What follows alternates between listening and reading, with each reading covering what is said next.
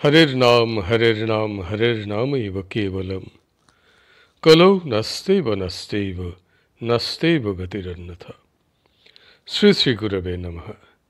प्रेम भक्ति प्रदातारं आनंदानंद वर्धनम स्वर्णमयी सुतं वंदे जोगमाया मनोहरम विजय वल्लभां देवीं विजयानंद वर्धिनीं सदानंदमयीं सद्धिं जोगमायां नमाम्यहम्। गुरुर्ब्रह्मा गुरुर्विष्णु गुरुर्देव महेश्वर गुरुरेव परं ब्रह्म तस्मै श्री गुरवे नमः। गुरु शिष्य संवाद ग्रंथ हते पाठ। आज आमरा ग्रंथटिर 27तम प्रसंग गोपी जूथ आस्वादन करब। शिष्य गुरुदेव के जिज्ञासा करितेछेन, गोपी जूथ काहाके बोले? गुरुदेव उत्तर दितेछेन, भगवान श्रीकृष्ण शत गोपी जूथेर सहित रासलीला करियाछिलेन। श्रीमद् भागवते आछे, उपगीयमान उद्गायन वनिता शतजूथपः मालां बिभ्रद्वैजयन्तीं व्यचरन् मण्डयन् वनम्। भागवत दशम स्कंध 29तम अध्याय 44तम श्लोक। अर्थात शत बनिता जूथेर अधिपति श्रीकृष्ण कण्ठे बैजयंती माला धारण पूर्वक गोपीदिगेर संगीत शुनिते शुनिते एवं निजेও गान करिते करिते बनभूमि अलंकृत करिया विचरण करिते लागिलेन। 100 कोटी गोपी लइया एकटी गोपी जूथ हय। अर्बुदं 10 कोटिनां मुनिभिः कथितं विधे दशर्बुदं यत्र भवेत् सोऽपि जूथं प्रकथते। गर्ग संहिता गोलोक खंड होते। भगवान श्रीकृष्ण ब्रह्मा के बलितेछेन, हे विधे मुनिगण कहियाछेन 10 कोटिते 1 अर्बुद हय, 10 अर्बुद हইলে 1 जूथ हय। এই সকল অসংখ্য গোপীগণের মধ্যে কতকগুলি গোপী ভগবানের নিত্য পরিকর, নিত্য লীলার অঙ্গীভূতা। ভগবান যেমন নিত্য সেইরূপ ইহারাও নিত্য।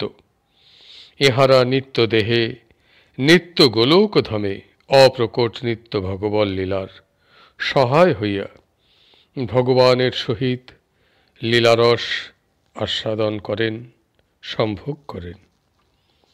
भगवान जखन नरदेह धारण करिया पृथिवीते अवतीर्ण हन तखन इहाराও नरतनु धारण करिया अवतार ग्रहण पूर्वक भगवानेर सहित लीला करें। इहारा नित्य मुक्त भगवानेर अंश। आर कतकगुली गोपी जीव साधन बले मधुर भावे भगवान के कांत रूपे लाभ करिया गोपी देह धारण पूर्वक लीलारस सम्भोग करियाछिलेन। श्रुतिरूपा और यज्ञ सीतारूपा गोपीगण देवता। भगवानेर भक्तगण द्विविध पारिषदगण और साधकगण। पारिषदगण नित्य मुक्त भगवानेर अंश। इहारा ब्रह्मकोटि अर्थात ईश्वर कोटि। এই যে নিত্য গোপীদিগের কথা বলিলাম তাহারা ব্রজের শ্রীদাম সুদাম বসুদাম প্রভৃতি রাখালগণ, নন্দ যশোদা বৃষভানু উপানন্দ প্রভৃতি গোপগণ, আরও অনেকে যাহারা শ্রীকৃষ্ণের সহিত অবতীর্ণ হইয়াছিলেন। তাহারা নিত্য মুক্ত ভগবদ অংশ, নিত্য পারিষদ। ইহারা নিত্যকাল ভগবানের সঙ্গে বর্তমান আছেন। সাধকগণ মায়াবদ্ধ জীবকোটি। সাধন বলে যে সকল সাধক গোপীদেহ লাভ করিয়া প্রকট লীলায় ভগবানের সহিত লীলারস সম্ভোগ করিয়াছিলেন তাহারা সাধক শ্রেণীভুক্ত। যে গোপীযূথ সমূহের কথা তোমাকে বলিলাম তাহার মধ্যে শ্রুতিরূপা গোপীগণ এবং যজ্ঞ সীতারূপা গোপীগণ দেবতা।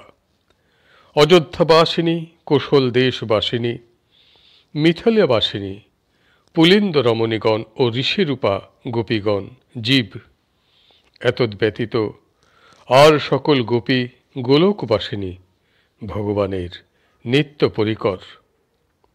ভগবান যখন রাম অবতার হইয়াছিলেন, সেই সময় অযোধ্যা, কোশল ও মিথিলাবাসিনী রমণীগণ, অসভ্য পুলিন্দ রমণীগণ এবং দণ্ডক কাননবাসী ঋষিগণ তাহার সৌন্দর্য সন্দর্শনে মুগ্ধ হইয়া তাহাকে পতিভাবে লাভ করিবার আকাঙ্ক্ষা করেন।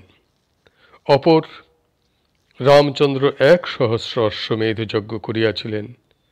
সেই সকল যজ্ঞে তিনি 1,000 সীতামূর্তি নির্মাণ করিয়া তাহাদিগের সহিত যজ্ঞে দীক্ষিত হইয়াছিলেন। সেই সহস্র স্বর্ণসীতা প্রতিকৃতির অধিষ্ঠাত্রী দেবতারা শ্রীরামচন্দ্রকে পতিভাবে ভজনা করিবার কামনা করেন। কোন সময় শ্বেত দীপপতি ভগবান হরির রূপ মাধুর্য দর্শন করিয়া শ্রুতির অধিষ্ঠাত্রী দেবতা সকল তাহাকে কান্তভাবে লাভ করিবার ইচ্ছা প্রকাশ করেন। তখন তাহাদিগের কাহারও বাসনা পূর্ণ হয় নাই।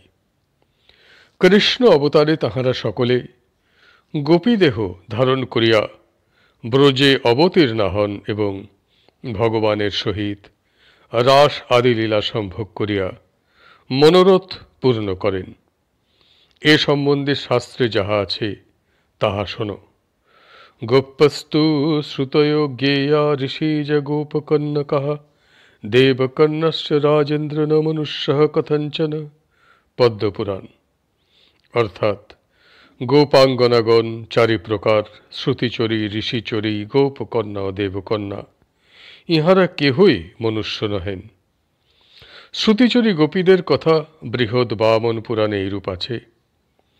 কন্দর্ব কোটিলাবণ্য ত্বয়ি দৃষ্টে মনাংসিনঃ কামিনী ভাবমাসদ্য স্মরক্ষুব্ধান্ন সংশয়ঃ যথা তল্লোকবাসিন্ন কামতত্ত্বেন গোপিকঃ ভজন্তি রমণং মত্ত্বা চিকীর্ষা জনির্নরস্তথা। অর্থাৎ শ্রুতিগণ ভগবানকে বলিতেছেন, কোটি কন্দর্প লাবণ্য তোমাকে দর্শন করিয়া আমাদিগের মন স্মরক্ষুব্ধ হইয়াছে।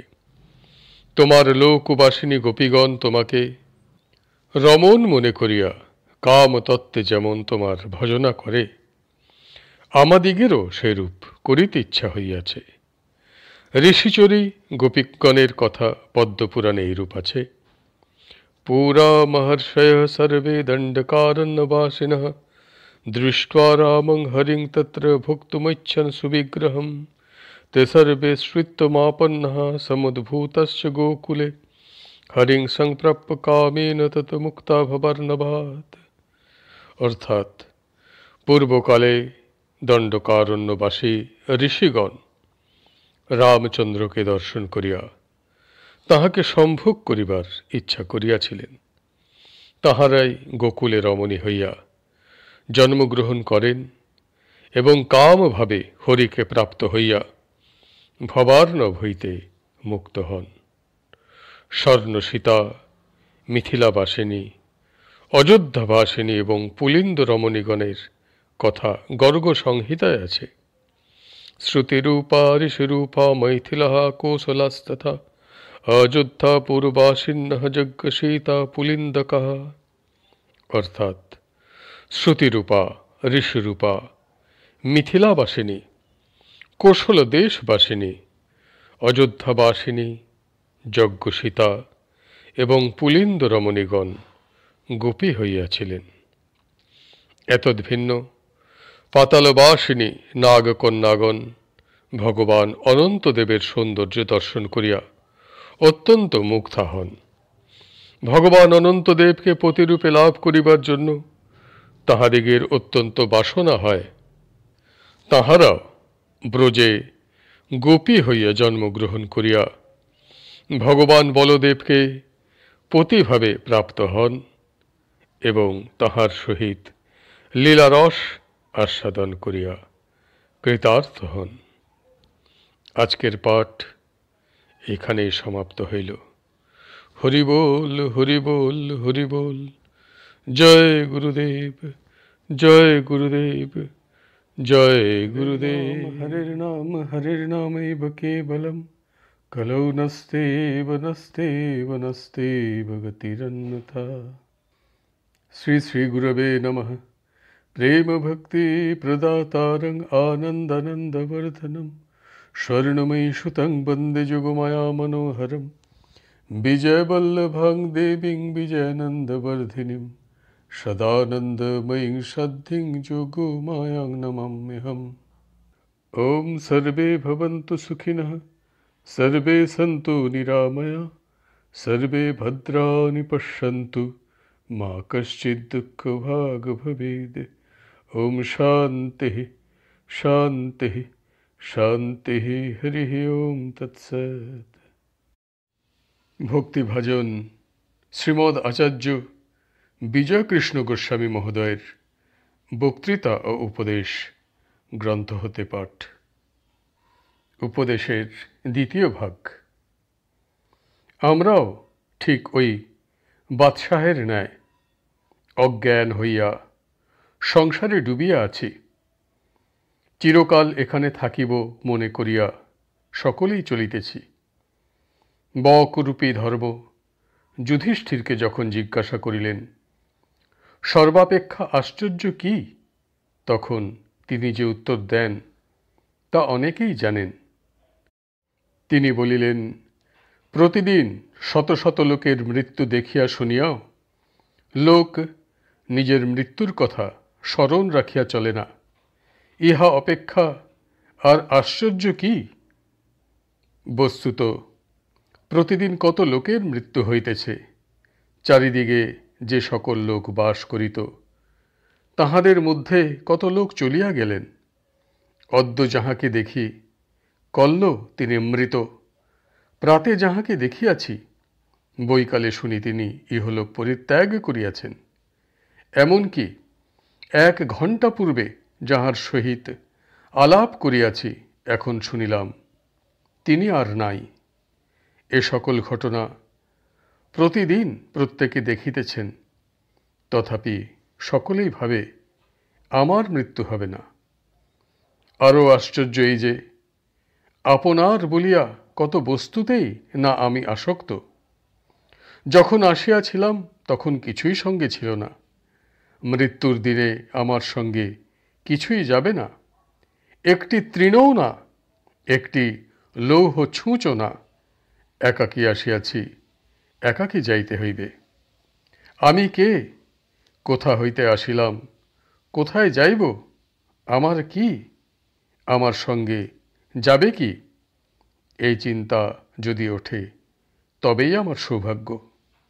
সামান্য ঘটনাতে, অতি তুচ্ছ বিষয় হইতেও এই গভীর প্রশ্ন উঠিতে পারে। যেমন লালাবাবু, বেলা নাই শুনিয়াই তাহার জ্ঞানের উদয় হইল। সামান্য একটি কাকের ডাকে বা কুক্কুরের ডাকেই কত লোকের চৈতন্য হইতে পারে। সকলে কিন্তু এই শুভ মুহূর্তের আহ্বান শোনে না। অর্থ, দাস দাসী, নানা প্রকার সুখ ভোগ করিতেছি, বেশ শান্তিতে আছি মনে করিতেছি। এমন সময় যেই পারলৌকিক কথা মনে হয়, কে আমি, কোথা হইতে আসিলাম, কোথায় যাইব, এই চিন্তা যখন উদয় হয়, তখন বুঝি যে সাথের সাথী কিছুই নয়, সব পড়িয়া থাকে। যাদের সঙ্গে একত্রে খেলা করিয়াছি, অধ্যয়ন করিয়াছি, আমোদ আহ্লাদ করিয়াছি, তাহারা আজ কোথায়? সেই সব গৃহাদি, সেই খেলিবার স্থান সব যেমন তেমনই আছে, কিন্তু সে বন্ধু কোথায়? যে আসনে তিনি বসিতেন, তাহা ঠিক তেমনই আছে, তিনি কোথায়? আহা, কত প্রাণের প্রিয় ধন, কত স্নেহের সামগ্রী প্রাণে আঁধার করিয়া চলিয়া যায়। তাহাদের খেলনা, খেলিবার স্থান, ভালোবাসার জিনিস সব যেমন তেমনই আছে, কিন্তু তাহারা কই? বস্তুত কিছুই যাবে না। কে তবে এখানে আনিল? কি লইয়া যাইব? শুভ মুহূর্তে এই সকল প্রশ্ন মানবের মনে উদিত হয়। সরল মনে অনুসন্ধান করিলে মনে মনেই ইহার উত্তর পাওয়া যায়। যিনি আমার স্রষ্টা, পাতা, বিধাতা, সেই করুণাময় দীনবন্ধু পরমেশ্বর আমার চিরকালের সঙ্গী। অনন্তকাল তাঁহারই সঙ্গে, তাঁহারই আশ্রয়ে আমাকে থাকিতে হইবে। তাহাকে যদি চিনিতে পারি, ধরিতে পারি, তবেই আমার সম্বল হইল। নতুবা আমি কিছুই না, আমারও কিছুই না। এক ক্রোশ পথ যাইতে হইলে পয়সা সঙ্গে লই, একটি নদী পার হইতে হইলে পারের পয়সা লইতে হয়। আর ভব নদীর পারে অনন্তকাল চলিতে হইবে, অথচ পথের সম্বল কই, খুঁজিয়া পাই না। একে চিন্তা না করিয়া থাকিতে পারি? অজ্ঞান অবস্থায় পারি বটে, কিন্তু যখন ওই কথা বুঝিলাম, তখন কি আর স্থির থাকিতে পারি? একমাত্র সঙ্গী ও সহায় প্রভু দীননাথ দীনবন্ধু। তাহাকে চিনিতে, স্পষ্ট ধরিতে, সঙ্গী করিতে যদি, তবেই তো সার্থক জীবন। নইলে কাঙাল, দুঃখী, কুড়িহীন আমার মতো আর কে? বাহিরের কোনো পদার্থ সঙ্গে লইতে পারিব না, একটি পয়সা, একটি ছুঁচো লইতে পারিব না। আমার মতন নিঃসম্বল আর কে? কি প্রকারে তাহাকে সম্বল করা যায়? তিনি কোথায়? তিনি তো বাহিরে নন, প্রাণের মধ্যেই আছেন। চারিদিকে যে সকল কথা শুনিতেছি, ভালো ভালো ধর্মোপদেশ সকল শুনিতেছি, অথচ প্রাণে লাগে না কেন? কত শাস্ত্র পড়িতেছি, কত ধর্ম কথা বলিতেছি, কিন্তু মিথ্যা, শঠতা, দুষ্ক্রিয়া ঘুচিতেছে না কেন? মুখে এক, কাজে আর এক। ভালো অবস্থা এত নীচ কেন? বস্তুত ধর্মের বীজ প্রাণের ভিতরে নিহিত, আজিও সেই বীজ অঙ্কুরিত হয় নাই। বীজের মধ্যে যেমন বৃক্ষ, তেমনি আত্মার মধ্যেই সমস্ত আছে। সুসময় ব্রহ্মকৃপায় ইহা অঙ্কুরিত হইলে, সেই প্রেম বৃক্ষ মূলে যখন তাকে দর্শন করি, তখনই সম্বল পাই। সহস্র গ্রন্থ, হাজার উপদেশ কিছুতেই সেই মূল খোলে না। তবে বীজ অঙ্কুরিত হয় কি প্রকারে? বীজটি মরিলে, পচিলে তবে গাছ বাহির হয়, জ্যান্ত থাকিলে হয় না। ধান, যব, আম, কাঁঠাল প্রভৃতি সকলেরই বীজ আগে পচে, তারপর গাছ হইলে আবার হাজার হাজার ফল প্রসব করে। বাস্তবিক সার কথা, না মোলে হয় না। সে দ্বার খুলতে হলে জ্যান্তে মরা হতে হয়, তাঁরই রাজ্য স্থাপন করতে হয়। আমি কি? তিনি প্রাণ, সমস্ত বিশ্বের প্রাণ, আর সব দেহ মৃতদেহ, ছায়ামাত্র। সমস্তকে তিনি নিয়োজিত করিতেছেন। যখন তাঁর শক্তি ওই পচা বীজে কার্য করে, তখনই ধান প্রভৃতির বীজ অঙ্কুরিত ও ফুল ফলে সুশোভিত হয়। তিনিই সম্বল। তাহাতে ভিতর বাহির এক। তিনি ভিতরে, তিনিই বাহিরে। ইহলোক পরলোক এক, দূর নহে। আর ভয় নাই, আনন্দ করো। আনন্দং ব্রহ্মণো বিদ্বান ন বিভেতি কুতশ্চন। যতদিন অজ্ঞানতাতে থাকি, পরলোক, আত্মা ও তাহার সম্বলের চিন্তা না আসে, অহংকারের ধ্বংস না হয়, ততদিন কিছুতেই কিছু হয় না। আর যখন সেই সত্য প্রকাশ হয়, তখন কস্তুরিকা মৃগের ন্যায় ভক্ত আপনার সৌরভে আপনি আকুল হইয়া বেড়ান। কোথা হইতে সৌরভ আসিতেছে বুঝিতে পারেন না। সে এক আশ্চর্য অবস্থা। কিন্তু আমি না মরিলে হয় না। আমি না গেলে তিনি আসেন না। আমি পণ্ডিত, আমি ধার্মিক, ছি ছি, আমি কি করিতে পারি?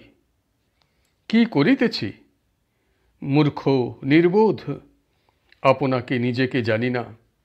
পৃথিবীর একটি তৃণ, এক কুচি বালুকা কণাকেও বুঝিবার সাধ্য নাই। ধিক আমাকে! আমার আবার কিসের অহংকার? মানুষ যখন সেই নিত্যধনে ভুলিয়া থাকে, তখন তার মৃত অবস্থা। প্রতি মুহূর্তে সেই অনন্তকালের সম্বলের জন্য ব্যাকুল চিত্তে সাধন করিতে হইবে। প্রতি শ্বাস প্রশ্বাসে তাহার দিকে কাতর নয়নে চাহিতে হইবে। এ যে না করে, প্রতি মুহূর্তে জীবন চলিয়াছে, ইহার একটি শ্বাস প্রশ্বাস যে বৃথা নষ্ট করে, সে আমার মতে আত্মঘাতী। সেই ধনকে লাভ করিতেই হইবে, তবেই এই অট্টালিকা, সমস্ত বিশ্ব সংসার, সকলের মধ্যে পরলোক দর্শন করিব। সমস্ত চরাচরের একমাত্র প্রভু সমস্ত নরনারীর হৃদয়ে বিরাজ করিতেছেন। যখন তিনি রাজেশ্বর রূপে প্রকাশিত হন, তখন তাঁর মধ্যে সমস্ত বিশ্বভুবন দেখিতে পাই। তখন কত নদ নদী, পাহাড় পর্বত, কত সমুদ্র, কত সূর্য নক্ষত্র, কত দেব দেবী, ইহ পরলোকবাসী, সব তাহার মধ্যে রহিয়াছে দেখি। সমস্ত বর্তমান, সমস্ত বর্তমান, সমস্ত বর্তমান। ইহলোক পরলোক এক, কেবলই তিনি, কেবলই তিনি। সত্যমেব জয়তে নানৃতং। কথা নয়, কল্পনা নয়, সত্য সত্য সত্য। এই সম্মুখে পরলোক। তুমি ছুঁচ লইয়া যাইতে পারো না। আমি বলি, সমস্ত ব্রহ্মাণ্ড লইয়া পরলোকে যাওয়া যায়। তিনি বিশ্বের স্রষ্টা, তাহারই মধ্যে সব। যদি অহংকারকে বিনষ্ট না করি, তাহলে কিছু হবে না। আর যদি পারি, তবে এখনই সম্মুখে পরলোক দেখিয়া, বন্ধু আত্মীয় সকলকে দেখিয়া কত আনন্দে থাকিতে পারিব। আমি আত্মবিনাশ করিয়া, আমার আমিত্ব নষ্ট করিয়া তাহার প্রভুত্ব স্থাপন করিতে পারিলাম না। এক মুহূর্ত যদি বলিতে পারি, তুমি তুমি, তৎক্ষণাৎ অমর রাজ্য দেখিয়া কৃতার্থ হই। সেখানে চন্দ্র সূর্য নাই, দলাদলি নাই, কোনো প্রকার সম্প্রদায় নাই, মান অপমান নাই, ক্ষুধা তৃষ্ণা এসব কিছুই নাই। কেবল সত্য, প্রেম, পবিত্রতা, পরিপূর্ণমানন্দং পরিপূর্ণমানন্দং এখনই দেখিতে পারি। আমিত্ব বিনাশ করিয়া স্বামিত্ব প্রতিষ্ঠিত করিতে পারিলে এখনই দেখিতে পাই। রোগ শোক জরা যন্ত্রণা ধর্মরাজ্যে স্থান পায় না। আমি মুখের ধর্ম চাই না, আমি সেই সত্য ধর্ম চাই। আপনাদের নিকট আমার এই ভিক্ষা, এই নিবেদন, যেন সেই রাজ্যে যাইতে পারি। তথায় ব্রহ্মলাভ ও ব্রহ্মদর্শন, কেবলই ব্রহ্মানন্দ, পরমানন্দ, নিত্যানন্দ সম্ভোগে চরিতার্থ হই। আপনারা কৃপা করুন, আমায় আশীর্বাদ করুন। আমার অহংকার চূর্ণ হোক, আমার মস্তকে পদাঘাত করুন। এই অহংকার আমাকে সেই রাজ্য দেখিতে দিতেছে না। আমার মস্তকে আপনারা পদাঘাত করুন, যেন জ্যান্তে মরা হইতে পারি। সরলভাবে সকলের চরণে প্রার্থনা করি, যেন সত্য রাজ্য দর্শন করিয়া কৃতার্থ হই। আজকের উপদেশ পাঠ এখানেই সমাপ্ত হল। হরি বল, হরি বল, হরি বল। জয় গুরুদেব, জয় গুরুদেব, জয় গুরুদেব। হরের নাম হরের নামৈব কেবলম কলৌ নস্তেব नस्तेव नस्तेव गतिरन्यथा। श्री श्री गुरवे नमः।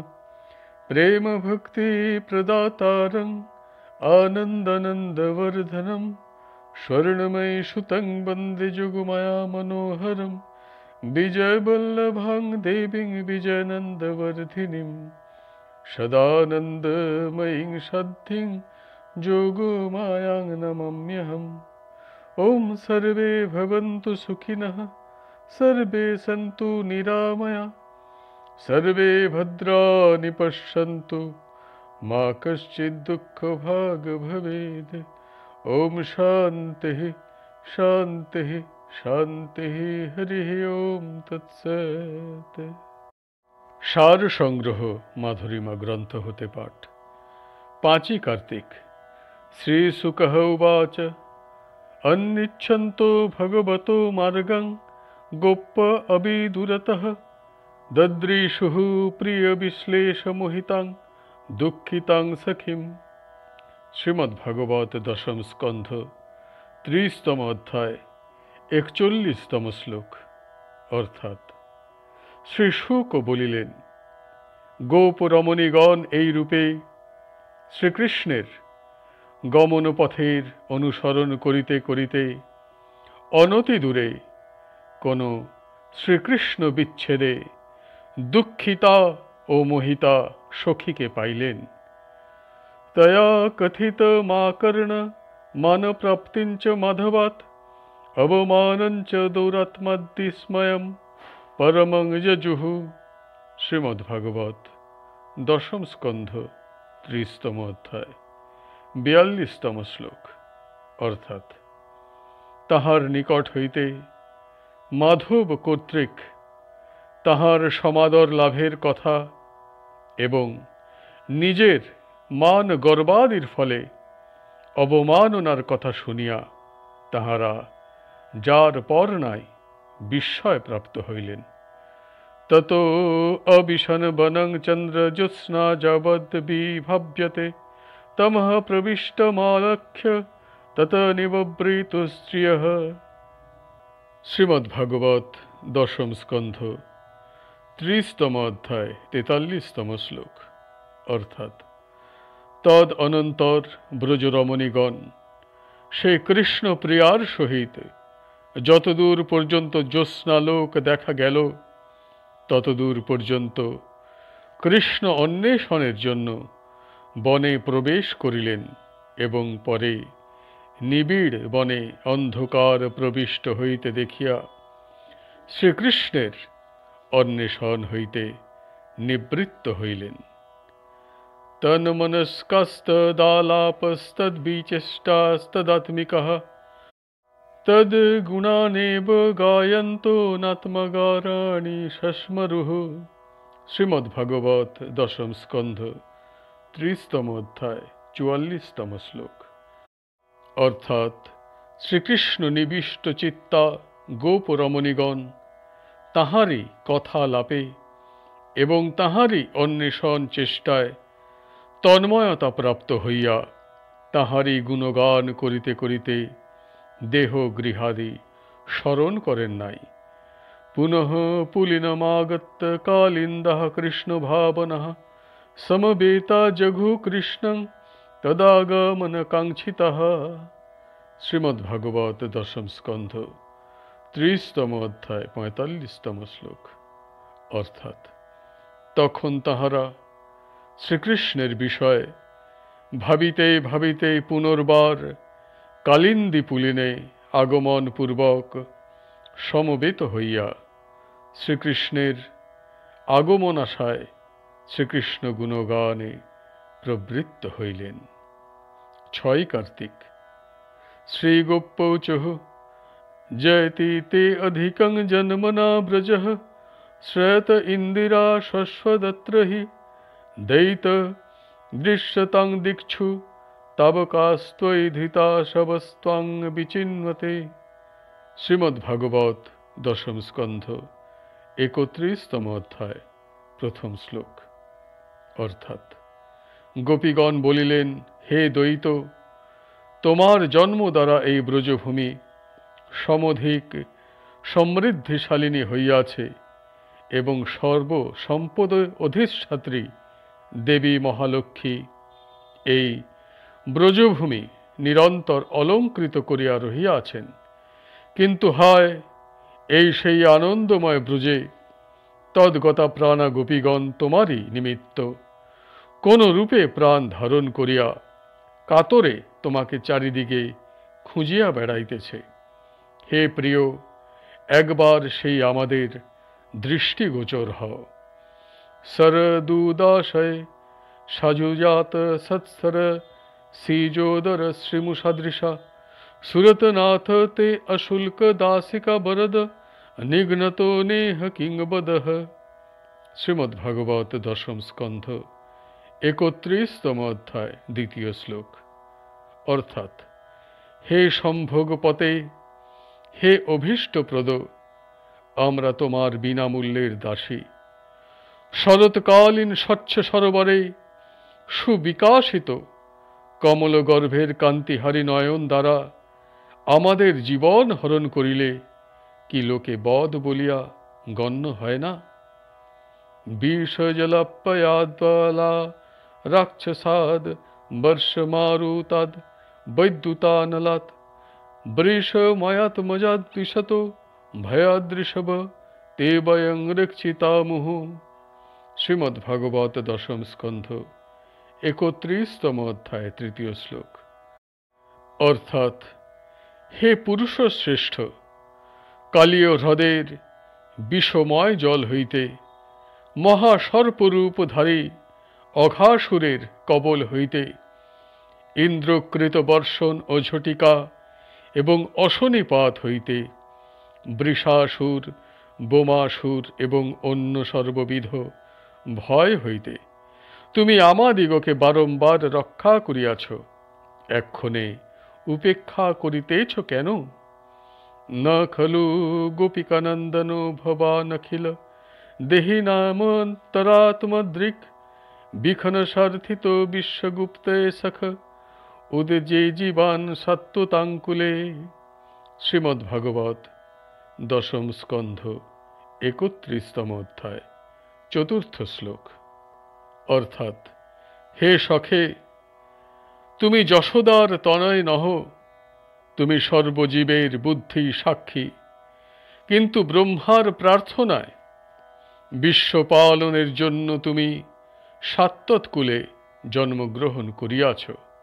অর্থাৎ, বিশ্বপালনার্থ অবতীর্ণ হইয়া ভক্তজনে উপেক্ষা করা অত্যন্ত অনুচিত। বিরচিতা ভয়ং বৃষ্ণিধুর্য তে চরণমীয়ূষাং সংসৃতের ভয়াত করশরোরুহং কান্ত কামদং শিরসি ধেহি না শ্রীকরগ্রহম। শ্রীমদ্ভাগবত দশম স্কন্ধ ৩১তম অধ্যায় ৫ম শ্লোক। অর্থাৎ, হে বৃষ্ণি শ্রেষ্ঠ, হে কান্ত, সংসার ভয়ে চরণে শরণাগত জনের অভয়প্রদ সর্বাভীষ্টপূরক কমলার করগ্রাহী তোমার করকমল আমাদের মস্তকে অর্পণ করো। ব্রজ জনার্তিহন বীর যোষিতাং নিজ জন স্ময়েধ্বংসন স্মিত ভজ সখে ভবৎ কিঙ্করিঃ স্মনো জলরুহাননং চারু দর্শয়।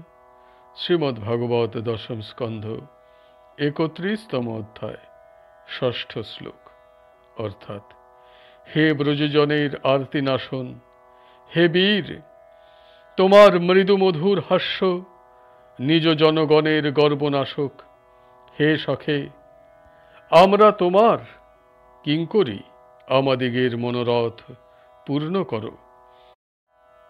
একবার তোমার মনোহর বদন কমল দেখাও। প্রণত দেহিনাং পাপকর্ষণং তৃণচরানুগং শ্রীনিকেতনম ফণি ফণার্পিতং তে পদাম্বুজং কৃণু কুচেষু নঃ কৃন্ধিরিচ্ছয়ম। শ্রীমদ্ভাগবত দশম স্কন্ধ ৩১তম অধ্যায় ৭ম শ্লোক। অর্থাৎ, প্রণত জনের পাপনাশক গোচারণকালে গবাদি পশুগণের অনুগ সৌভাগ্য লক্ষ্যের নিকেতন এবং কালীয় নাগের ফনায় নৃত্যচ্ছলে সমর্পিত তোমার ওই চরণ কমল আমাদের স্তনপরি অর্পণ করিয়া আমাদের হৃদয়ের কাম নাশ করো। মধুরয়া গিরা বলগুবাক্কয়া বুধ মনুজ্ঞয়া পুষ্করে ক্ষণ বিধি করিমিমা বীর মুজ্ঝতির ধসরি ধূনাপ্যয়স্বস্ব নঃ। শ্রীমদ্ভাগবত দশম স্কন্ধ 31তম অধ্যায় 8ম শ্লোক। অর্থাৎ, হে কমললোচন, হে বীর, পদলালিত্যাদি সমন্বিত বিজ্ঞ চিত্তাকর্ষক তোমার মধুর বচনে মুগ্ধ এই কিঙ্করীগণকে তোমার অধর মধু দ্বারা আপ্যায়িত করো। তব কথামৃতং তপ্ত জীবনং কবিভিড়িতং কল্মষাপহম শ্রবণমঙ্গলম শ্রীমদাততং ভুবি গৃহ্ণন্তি যে ভুরিদা জনঃ। শ্রীমদ্ভাগবত দশম স্কন্ধ 31তম অধ্যায় 9ম শ্লোক। অর্থাৎ, হে প্রিয়, তদীয় কথামৃত সর্ববিধ তাপদগ্ধ জনের জীবনপ্রদ ব্রহ্মবিদ জনসংস্তুত কাম কর্ম নিরসনকারী শ্রবণমাত্র মঙ্গলপ্রদ সর্বোৎকৃষ্ট এবং সর্বত্র পরিণীত। অতএব যে ব্যক্তি তোমার কথা কীর্তন করে জগতে সেই শ্রেষ্ঠ দাতা। আজকের পাঠ এখানেই সমাপ্ত হল। হরি বল, হরি বল, হরি বল। জয় গুরুদেব, জয় গুরুদেব, জয় গুরুদেব।